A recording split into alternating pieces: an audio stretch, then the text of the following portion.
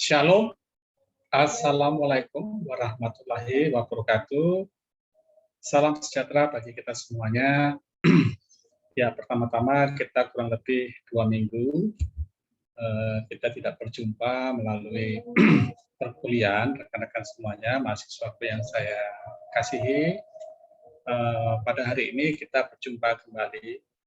Materi kita kurang lebih tinggal 2 kali saja hari ini dan nanti minggu depan. Tinggal 2 kali tatap muka saja, dan setelah itu kita menggunakan ujian akhir semester. Baik, hari ini kita akan memasuki materi yang baru untuk minggu ini, dan nanti dari akhir materi ini akan saya berikan tugas kepada Anda semuanya. Baik, materi kita pada hari ini kita akan membahas masalah sabar. Saya share dulu. Oke, semoga ini bisa didengar, bisa dilihat oleh rekan-rekan semuanya. Saya kasih besar dulu. Baik, rekan-rekan mahasiswaku yang mengambil mata kuliah teori pengambilan keputusan, pada saat ini kita akan membahas masalah faktor-faktor dalam pengambilan keputusan atau apa saja faktor-faktor yang akan kita ambil pada saat kita mempersiapkan diri di dalam pengambilan keputusan. Nah, kita akan coba membahasnya satu persatu pada hari ini, rekan-rekan semuanya. Nah, faktor-faktor yang mempengaruhi pengambilan keputusan. Yang pertama kita lihat dulu. Kadang-kadang seorang pemimpin, dia bisa mengambil keputusan tanpa melalui pertimbangan dari rekan-rekan yang lain. Pada saat juga seorang pemimpin akan mengambil keputusan yang strategis yang harus dilaksanakan pada saat ini atau pada saat dia harus melaksanakan sesuatu yang segera dilakukan. Nah, kita lihat di sini, jika seorang pemimpin atau disebut top manager, dia juga bisa mengambil keputusan dengan melihat letak atau posisi kedudukan dari seseorang. Yang pertama kita lihat letak posisi, dan yang kedua tingkatan posisi. Apa yang dimaksud dengan letak posisi? Letak posisi ini yang dimaksud adalah dia saat ini berada di posisi apa di dalam organisasi yang dia sedang pimpin. Seperti beberapa minggu yang lalu yang kita pernah belajar, ada 3 tingkatan seorang pemimpin, yaitu top manager, middle manager, dan low manager. Nah, di saat dia mengambil keputusan, dia harus mengetahui terlebih dahulu dia di posisi mana, apakah di low, apakah di middle, ataukah ada di posisi top. Tentunya di dalam mengambil keputusan ini akan berbeda. Tidak mungkin seorang low manager dia akan mengambil keputusan dia seperti seorang top manager atau seperti seorang pemimpin tingkat atas. Tidak. Demikian juga seorang pemimpin tingkat atas, dia akan mengambil keputusan yang sifatnya strategis sesuai dengan kedudukan dia sebagai pemimpin tingkat atas. Dia akan mengambil keputusan berbeda jika dia ada di posisi low manager. Nah, ini perlu diperhatikan. Tingkatan-tingkatan di dalam posisi seseorang di dalam mengambil keputusan. Kita lihat di sini ada contoh masalah atau problem adalah apa yang menjadi penghalang untuk menjadi tujuan, yang merupakan penyimpangan dari apa yang diharapkan, direncanakan, atau dikehendaki dan harus diselesaikan. Nah, ini adalah faktor-faktor yang mempengaruhi pengambilan keputusan. Ada kalanya seorang pemimpin tanpa ada rapat, tanpa ada perencanaan, dia harus mengambil keputusan saat ini. Oleh karena apa? Ada sesuatu yang di luar dari dugaan. Ada sesuatu yang di luar dari yang diharapkan. Misalnya ada masalah atau problem yang menjadi penghalang di dalam mencapai tujuan organisasi. Ada penyimpangan, ada sesuatu yang tidak diharapkan, yang harus diselesaikan dengan cepat. Nah, ini harus segera diputuskan. Jadi salah satu faktor yang mempengaruhi pengambilan keputusan, sorry ya, ini kata-katanya agak salah ini, mempengaruhi kurang R ya, ya nanti saya tambahkan rekan-rekan semuanya. Itu harus diperhatikan dengan baik. Nah, berikutnya faktor-faktor apa yang perlu diperhatikan? Kita lihat di sini dalam sebuah teori mengatakan masalah tidak selalu dapat dikenal dengan segera. Ada yang memerlukan analisis, ada pula yang bahkan memerlukan riset tersendiri. Nah, rekan-rekan semuanya, ada permasalahan-permasalahan yang harus segera diputuskan. Dan ada juga faktor-faktor yang harus segera dilakukan. Nah, kalau tadi yang sebelumnya itu adalah keputusan yang segera diambil tindakan. Karena jika tidak segera, maka nanti ada penyimpangan, ada sesuatu yang tidak diharapkan lebih parah lagi. Tapi ada juga pengambilan keputusan itu harus diteliti, harus dilakukan sebuah riset terlebih dahulu. Nah, Anda kan mahasiswa atau mahasiswa, nanti Anda membuat skripsi. Nah, skripsi itu adalah penelitian atau riset. Anda diajarkan menulis skripsi, itu diajarkan bagaimana melakukan sebuah riset. Dengan tujuan apa? Nanti kalau Anda sudah lulus atau sudah tamat dari program sarjana, maka Anda di dalam mengambil keputusan itu harus dilakukan riset. Jangan serta-merta mengambil keputusan atau tindakan saat ini, tapi harus diteliti dulu apa penyebab masalahnya, apa akar masalahnya, ya kan? Gunakan teori-teori selama Anda kuliah, karena teori-teori itu digunakan sebagai dasar dalam pengambilan keputusan. Boleh seperti tadi ya, faktor yang pertama, ada saja juga saat-saat tertentu Anda harus mengambil keputusan segera, secepatnya, itu boleh juga. Tapi ingat, tetap harus dilakukan sebuah kajian-kajian. Jangan sampai keputusan yang kita ambil itu tidak berdasarkan data atau fakta yang sebenarnya. Sehingga kita lihat di sini ada masalah terstruktur, ada masalah tidak terstruktur. Kalau terstruktur itu harus melalui riset, kalau tidak terstruktur itu harus tetap mengambil keputusan saat, tapi tetap harus dilakukan sebuah kajian-kajian. Kajiannya biasanya tidak melewati rapat, tidak melewati koordinasi dengan rekan-rekan, tapi itu sifatnya sangat urgent atau penting sekali. Penting sekali. Tetap harus dipertanggungjawabkan pengambilan keputusan tersebut. Nah, berikutnya faktor-faktor apa saja yang mempengaruhi dalam pengambilan keputusan. Pembagian masalah yang lain, ada masalah rutin, ada masalah insidentil. Ya, ada masalah yang sehari-hari sudah sering dilakukan. Misalnya dalam sebuah organisasi, jam berapa dia harus masuk, jam berapa dia harus pulang, bagaimana prosedur kalau dia mendapatkan izin keluar, bagaimana prosedur jika ada tindakan-tindakan yang sifatnya insidentil. Nah, itu perlu diambil keputusan. Ada juga masalah-masalah yang sifatnya insidentil yang di luar dari perencanaan. Kalau rutin itu biasanya berdasarkan perencanaan. Tapi ada juga keputusan yang di luar dari perencanaan. Seperti apa di luar dari perencanaan? Misalnya hari ini kita ada rapat jam 10 sampai dengan jam 12. Tiba-tiba listrik mati. Tiba-tiba ada gangguan sehingga rapat tidak bisa diputuskan hari ini. Rapat ditunda, itu sebenarnya kan insidentil. Karena apa? Gangguan itu kan tidak selamanya ada setiap hari. Itu kadang-kadang sebenarnya tidak selalu setiap hari terjadi. Situasinya seperti apa? Kita bisa lihat di sini.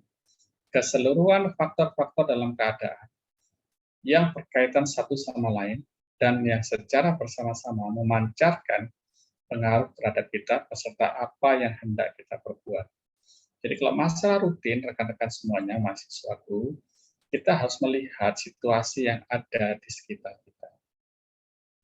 Jika itu menjadi satu rutinitas dalam pekerjaan kita sehari-hari, maka kita bisa mengetahui dengan cepat pengambilan keputusan yang kita akan ambil. Tapi ada juga masalah-masalah yang sifatnya insidentil yang tidak sesuai dengan perencanaan. Ini biasanya sering terjadi. Misalnya saya datang di kantor jam 8 pagi, saya harus sudah absen. Tiba-tiba di tengah jalan itu ada kemacetan. Nah, bagaimana itu terjadi? Kita bisa menggunakan telepon, kita bisa berkomunikasi, bisa WA, bisa SMS untuk memberitahukan. Kadang rekan-rekan kita tidak percaya, kamu alasan saja, macet. Kan sekarang kan HP ada foto, ada video, ya difoto aja kalau betul-betul macet jalannya toh. Sebagai bukti bahwa memang saya tidak bisa datang tepat waktu oleh karena ada sesuatu masalah di tengah jalan. Seperti itu rekan-rekan semuanya. Kita lihat sekarang slide berikutnya. Faktor-faktor yang mempengaruhi pengambilan keputusan. Ada faktor lain, yaitu faktor konstan, faktor yang tidak konstan. Seperti apa sih faktor konstan dan tidak konstan ini? Kita lihat di sini situasinya. Keseluruhan dari faktor-faktor yang secara bersama-sama menentukan daya gerak, daya berbuat, atau kemampuan kita. Sebagian besar faktor-faktor tersebut merupakan sumber daya atau resources. Nah, rekan-rekan semuanya, faktor-faktor konstan itu adalah faktor-faktor yang sifatnya tetap. Yang tidak konstan itu yang sifatnya tidak tetap. Ada faktor-faktor yang memberikan kita daya gerak, yang memberikan kita bermotivasi di dalam bekerja. Nah, untuk pengambilan keputusan adalah kita memberikan dorongan. Saya memberikan contoh rekan-rekan semuanya. Ada sebuah peribahasa yang mengatakan jika pemimpin itu ada di depan, maka dia harus memberikan contoh yang baik, memberikan gambaran pekerjaan yang baik. Tujuannya apa? Tentunya jika pemimpin ada di depan, dia harus berperilaku baik, dia harus memberikan panutan kepada rekan-rekannya, rekan-rekan semuanya, mahasiswaku. Jadi tidak mudah ya menjadi seorang pemimpin. Jika dia di kantornya itu masuk jam 8, maka dia juga harus tepat waktu masuk kantor jam 8. Itu yang disebut dengan stabil atau konstan. Jika dia tidak bisa memberikan tepat waktu masuk kantor jam 8, dia akan memberikan contoh. Bagaimana jika saya tidak tepat waktu, seperti tadi yang saya katakan. Dia menelpon, dia memberikan WA, mohon maaf, saya tidak bisa datang tepat waktu jam 8 oleh karena saya sedang di jalanan macet, ya kan? Atau bannya kempes, tiba-tiba bocor. Itu sesuatu yang tidak bisa kita hindari, rekan-rekan. Tapi ya, tidak setiap hari, toh ban kempes atau ban bocor itu. Nah, itu salah satu contoh aja. Sehingga seorang pemimpin itu memberikan daya gerak kepada organisasinya dan kepada teman-teman di sekitarnya. Ada peribahasa yang berikutnya, selain dia jika dia ada di depan, dia memberikan contoh, dia memberikan teladan. Ada pepatah yang mengatakan, jika pemimpin itu ada di tengah-tengah, maka dia memberikan pengaruh yang positif kepada rekan-rekannya. Nah, ini ada kata memberikan pengaruh yang positif. Yang artinya apa? Dia memberikan daya gerak, memberikan motivasi, memberikan dorongan kepada rekan-rekannya untuk bekerja sama. Sehingga atmosfer itu udara, sehingga kondisi di sekitarnya itu menjadi kondusif, sehingga pekerjaan bisa dikerjakan dengan baik. Ada juga peribahasa yang berikutnya, jika seorang pemimpin itu ada di belakang, ya tadi kan pemimpin itu ada di depan, kemudian ada di tengah. Jika ada pemimpin itu di belakang, posisi di belakang, maka seorang pemimpin itu harus memberikan dorongan, memberikan kekuatan kepada orang-orang yang ada di depannya. Sehingga organisasi pekerjaan itu bisa berjalan dengan baik. Seperti itu ya rekan-rekan semuanya. Nah, sekarang kita lihat faktor-faktor yang berikutnya. Faktor-faktor yang berikutnya adalah masalah tujuan daripada organisasi. Kita lihat apa itu kondisi daripada tujuan-tujuan organisasi. Kita lihat di sini, tujuan yang hendak dicapai, baik tujuan perorangan, tujuan unit atau kesatuan, tujuan organisasi, maupun tujuan usaha pada umumnya telah ditentukan. Tujuan yang telah ditentukan dalam pengambilan keputusan merupakan tujuan antara atau objektif. Nah, rekan-rekan semuanya, di dalam tujuan organisasi ini adalah sebuah kumpulan dari orang-orang yang bekerja bersama-sama. Di dalamnya ada individu-individu, ada orang per orang. Jika ada sekelompok orang, maka itu disebut dengan organisasi atau satu unit kesatuan yang terdiri dari banyak orang di dalamnya yang bekerja bersama-sama untuk tujuan-tujuan tertentu yang telah ditentukan melalui perencanaan. Maka di dalam mengambil keputusan itu dibedakan antara keputusan yang sifatnya individu dan juga keputusan sifatnya adalah organisasi. Tujuan yang sifatnya individu adalah seperti misalnya top manager. Misalnya saya sebagai top manager, saya hari ini ada rapat, maka saya harus memberitahukan kepada organisasi saya bahwa hari ini saya ada rapat, misalnya rapat saya di Sentani, maka saya harus berangkat ke Sentani jam sekian, sehingga teman-teman yang lain dalam organisasi itu mengetahui keberadaan saya. Jika harus ada koordinasi, maka kita bisa berkoordinasi dengan baik. Jangan sampai kita tidak ada di kantor, semua orang tidak tahu, ini kemana ini teman kita ini. Dan juga ada tujuan-tujuan yang sifatnya adalah kolektif secara organisasi. Yaitu kita bekerja hari apa, hari ini divisi marketing harus melakukan apa, divisi operasional harus melakukan apa, divisi keuangan harus melakukan apa, ya kan, semuanya diberikan pengarahan yang baik. Itu adalah tujuan-tujuan di dalam pengambilan keputusan atau faktor-faktor dalam mengambil keputusan. Nah, kita lihat berikutnya, rekan-rekan semuanya. Faktor-faktor yang mempengaruhi keputusan, antara lain, pendapatan lain yang menyertakan bahwa faktor-faktor yang mempengaruhi pengambilan keputusan adalah, yang pertama di sini, keadaan internal organisasi. Ada beberapa pendapat, ya, ini bukan pendapat lain, yaitu faktor-faktor yang mempengaruhi pengambilan keputusan adalah yang pertama adalah masalah dana yang tersedia. Ya, rekan-rekan semuanya, kadang-kadang kita tidak bisa memungkiri bahwa di dalam mengambil keputusan itu juga ada dana-dana yang dikeluarkan. Dana-dana misalnya kita harus rapat, mengumpulkan beberapa orang. Kadang-kadang seorang pemimpin tidak bisa mengambil keputusan sendiri. Dia harus mengajak rekan-rekan yang lain, sehingga keputusan yang diambil itu betul-betul valid, betul-betul sah, karena melibatkan banyak orang. Nah, kadang-kadang melibatkan banyak orang itu dibutuhkan dana, misalnya dana konsumsi, atau misalnya dia dari luar kota, dia didatangkan, maka kita juga harus membiayai transportasinya datang. Nah, itu beberapa keputusan yang harus diambil, agar keputusan itu menjadi lebih jelas, keputusan itu menjadi lebih baik lagi.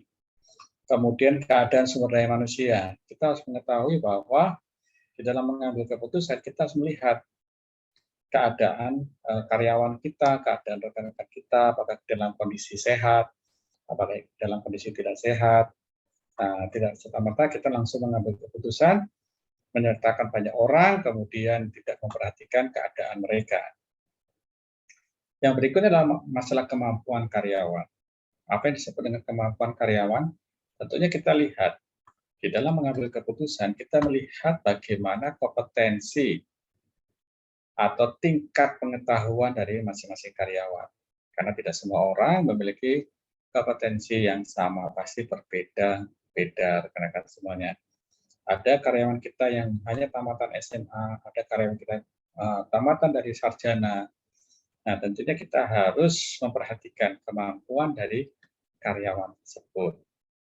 Yang berikutnya di sini adalah kelengkapan dari peralatan organisasi. Ya, kelengkapan ini adalah sarana, prasarana yang mendukung di dalam sebuah organisasi itu berjalan. Jadi tidak gampang loh ya kita dalam mengambil keputusan, karena di situ juga harus ada sarana prasarana atau kelengkapan. Ya kan, ini sangat mendukung sekali. Misalnya rapat, kita butuh ruangan, kita butuh lampu, ya kan? Mungkin kita butuh sound system sehingga kondisi rapat itu semakin baik sehingga kualitas pengambilan keputusan juga semakin baik. Dan berikutnya adalah struktur organisasi. Ya, ini struktur organisasi adalah masalah tingkat-tingkatan dalam organisasi. Misalnya ada ketua, ada wakil ketuanya ada berapa, di bawah wakil ketua itu dia membidangi apa saja, ya kan? Misalnya dia adalah ketua bagian produksi, maka dia membawa apa aja, membawa marketing, membawa aplikasi, dan lain-lain sebagainya. Nah, itu beberapa faktor-faktor yang mempengaruhi. Kita lihat berikutnya. Apa saja yang mempengaruhi? Kita lihat di sini. Ada sebuah teori yang mengatakan keadaan eksternal organisasi meliputi keadaan ekonomi, sosial, ekonomi, politik, hukum, budaya, dan sebagainya. Keadaan eksternal ini sangat mempengaruhi rekan-rekan semuanya di luar daripada organisasi yang meliputi beberapa yang mendukung seperti masalah ekonomi. Kita lihat kondisi eksternal kita di sekitar kita, bagaimana ekonomi di sekitar kita. Ya, sebagai contoh, akhir-akhir ini kan kita 2 tahun terakhir kita dihadapi dengan masalah pandemi COVID-19, rekan-rekan semuanya ya. Nah, itu adalah masalah eksternal. Bagaimana ekonomi di luar sana yang mungkin agak sedikit sulit, di mana harga-harga barang mungkin naik, sehingga banyak orang tidak bisa membeli oleh karena harga naik. Masalah sosial, rekan-rekan semuanya terjadi gejolak sosial, oleh karena COVID-19 banyak pengangguran, ya kan, supir taksi tidak jalan, oleh karena tidak boleh berjalan karena ada pembatasan. Nah, ini perlu diperhatikan rekan-rekan semuanya. Masalah budaya dan sebagainya. Berikutnya adalah tersedianya informasi yang diperlukan. Nah, ini informasi sangat penting sekali. Di dalam mengambil keputusan, rekan-rekan semuanya, informasi dari pihak luar organisasi, eksternal, maupun informasi yang sifatnya internal dari organisasi sangat penting sekali. Karena apa? Informasi ini adalah berupa data yang harus diterima, kemudian data itu diolah, setelah diolah baru kita bisa mengambil keputusan. Jangan kita mengambil keputusan yang tidak dilengkapi dengan data, atau dengan kata lain tidak ada informasi sama sekali. Sehingga nanti informasi yang sifatnya hoax, yang sifatnya kabur, yang tidak jelas, dipercayai dan diambil sebagai keputusan, itu salah sekali. Yang betul adalah kita mengambil data berupa informasi-informasi dari banyak orang atau dari media massa, sehingga di saat kita mengambil keputusan betul-betul valid. Karena apa? Berdasarkan informasi yang jelas, informasi yang valid, sehingga keputusan kita juga adalah keputusan yang valid. Berikutnya adalah masalah kepribadian dan kecakapan pengambilan keputusan, meliputi penilaian, kebutuhan, intelijensia, keterampilan, kapasitas, dan sebagainya. Ini adalah kecakapan-kecakapan yang sifatnya soft skill atau kemampuan yang tidak dipelajari, yang keluar dari pribadi kita. Contoh misalnya adalah pengetahuan masalah intelijensia. Nah, ini adalah kemampuan di saat kita belajar dari SD, SMP, SMA, sampai kita kuliah. Ini mempengaruhi pola pikir kita. Masalah intelijensia atau knowledge atau pengetahuan. Pastilah kita akan berbeda dengan lulusan sarjana, dengan lulusan SD. Ya kan? Walaupun kita tidak memungkiri, kadang-kadang juga ada orang yang lulusan SD tapi dia cerdas sekali. Ya, itu 1-2 orang. Tapi pada umumnya, yang kenyataan sesuai dengan hasil riset, bahwa seseorang yang lulus sarjana, dia memiliki intelijensia yang cukup tinggi, bukan cukup lagi, lebih tinggi. Dan harusnya seperti itu, rekan-rekan semuanya.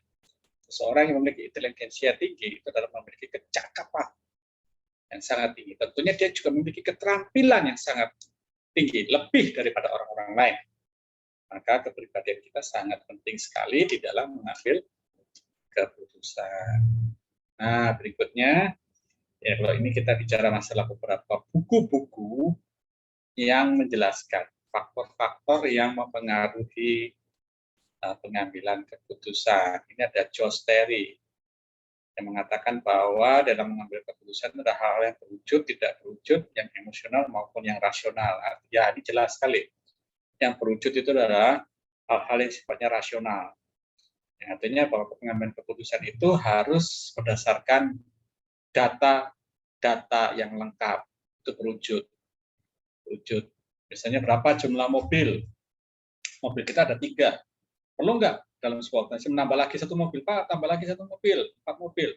Nah, tentunya kan mengambil keputusan 3 mobil, 3 unit mobil aja cukup. Kalau kita membeli 4, nanti pemborosan, biaya lebih besar. Nah, ini adalah keputusan yang sifatnya berwujud, yang rasional. Dan juga pengambilan keputusan yang sifatnya tidak berwujud atau emosi. Ya, biasanya orang kalau bekerja, pergi 1 hari bekerja, dia capek, sehingga kadang-kadang dalam mengambil keputusan itu berdasarkan pribadinya aja, ada emosi aja, serta merta dia mengeluarkan keputusan tanpa didasarkan dengan pertimbangan atau kajian-kajian yang dibutuhkan. Kemudian di dalam mengambil keputusan itu harus sesuai dengan tujuan dari organisasi. Nah, ini paling penting rekan-rekan semuanya. Apa tujuan dari organisasi? Maka ini menjadi pokok pikiran seorang manajer atau seorang pemimpin di dalam mengambil keputusan. Kalau di perbankan, organisasi perbankan itu adalah tujuannya dalam mengumpulkan dana sebanyak-banyaknya dari masyarakat. Tentunya pemimpin yang ada di top manager, ada di middle manager, yang ada di low manager, di dalam mengambil keputusan, dia harus sesuai dengan tujuan organisasi.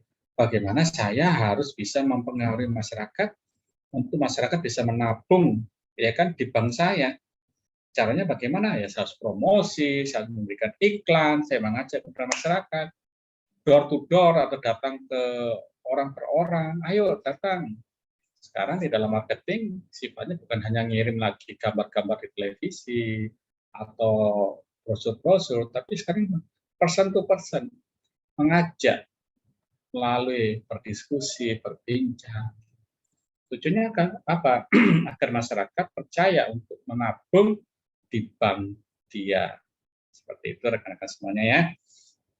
Dan juga ada pengambilan keputusan yang lainnya. Nah, berikutnya adalah masalah waktu, kepraktisan, pelembagaan, dan kegiatan berikutnya. Waktu ini sangat penting sekali untuk kita bisa bekerja dengan baik. Karena waktu ini kadang-kadang orang mengatakan menjadi hakim bagi kita. Saya bekerja dari jam 8 sampai jam 2, tapi rasanya dari jam 8 sampai jam 2 nggak cukup deh. Akhirnya ada lembur, ya kan, 1 jam, 2 jam. Nah, itu harus dihargai. Harus diberikan support, agar apa? Karyawan bisa bekerja dengan semangat. Karena apa yang dia kerjakan, ada timbal balik yang dia dapat. Seperti itu ya, rekan-rekan semuanya. Berikutnya kita akan lihat. Ya, John D. Millett mengatakan bahwa faktor-faktor yang mempengaruhi itu adalah berikut masalah gender ya, pria dan wanita. Ya, ini pasti berbeda. Seorang jika dia pria, jika wanita itu mempengaruhi dalam mengambil keputusan.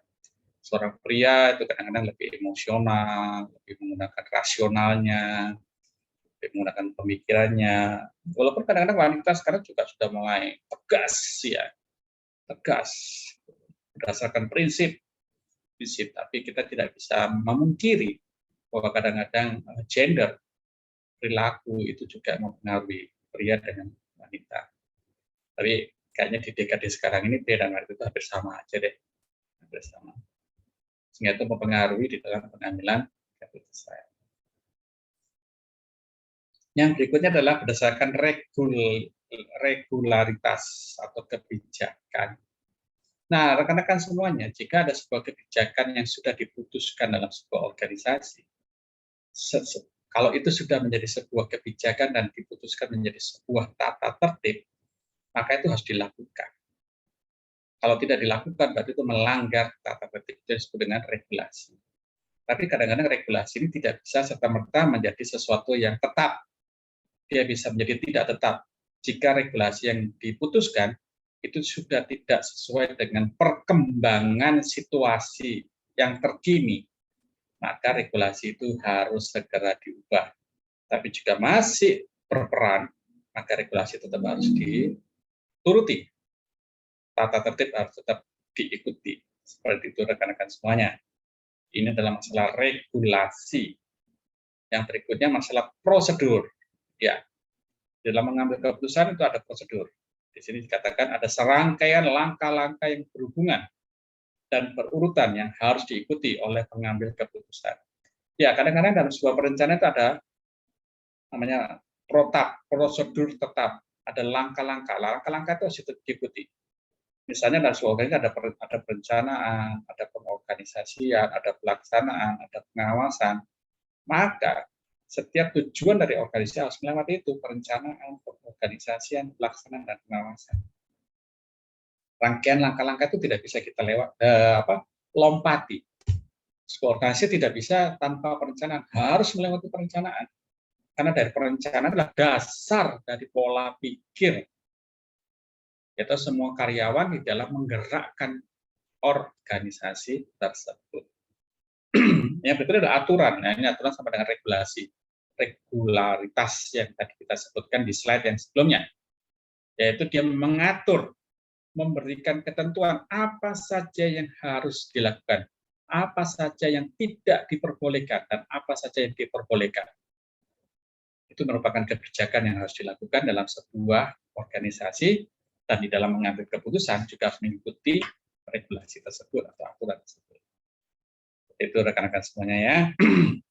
Ya, ini ada beberapa contoh rekan-rekan semuanya, nanti bisa dipelajari contoh-contoh kasus. Nah, ini tugas buat Anda. Lihat dari contoh kasus ini, seorang manajer pembelian menerima permintaan dari bagian akuntansi berupa 100 lemari arsip. Nah, setelah rutin terstruktur, dalam hal ini telah ada prosedur pengadaan yang memenuhi permintaan tersebut. Selain itu, terdapat aturan bahwa jika nilai pembelian di atas 100 juta diperlukan tender. Kriterianya tidak menyangkut harga saja, tetapi diberikan kebijakan bagi pemasok lemari arsip tersebut dengan dukungan yang baik. Nah, saya minta nanti dari contoh ini, Anda memberikan sedikit ulasan terkait dengan jika sebuah organisasi, ternyata organisasinya adalah Maple, jika dia menerima pesanan 100 lemari, jika di atas 100 juta apa yang harus dilakukan, jika di bawah 100 juta itu apa yang harus dilakukan. Tolong Anda memberikan ulasan ya, apa yang Anda putuskan dengan situasi jika Anda seorang manajer, ini anggapannya Anda adalah seorang manajer. Masing-masing manajer, jika menghadapi seperti ini, apa yang harus Anda lakukan? Ini tugasnya, oke? Tolong Anda memberikan keputusan. Ya, belajar. Siapa tahu nanti Anda jadi seorang manajer. Ya, doa saya, semua mahasiswa saya ingin menjadi seorang manajer. Sudah banyak yang terbukti. Alumni saya itu menjadi seorang manajer, mereka semuanya. Seperti itu yang bisa saya sampaikan. Ini ada beberapa kasus-kasus yang lain. Silakan nanti Anda baca, kemudian nanti Anda bisa memberikan pendapat Anda. Dari slide yang ke-14, ke-15, sampai dengan yang slide yang ke-18. Itu adalah contoh kasus yang ingin Anda ulas. Itu tugas yang saya berikan kepada Anda semuanya ya. Oke, jadi saya tegaskan kembali, slide yang ke-14, ini ada, lihat di atas, kanan atas, ini adalah slide 14. 15 itu sampai dengan yang ke-18, rekan-rekan 18 ini selesai ya? Oh enggak. 18 ini adalah contoh kasus. Tolong Anda memberikan ulasan dari contoh kasus ini, kemudian tulis atau ketik, kemudian kirimkan kepada saya. Oke, seperti itu ya rekan-rekan semuanya, materi dan tugas pada hari ini.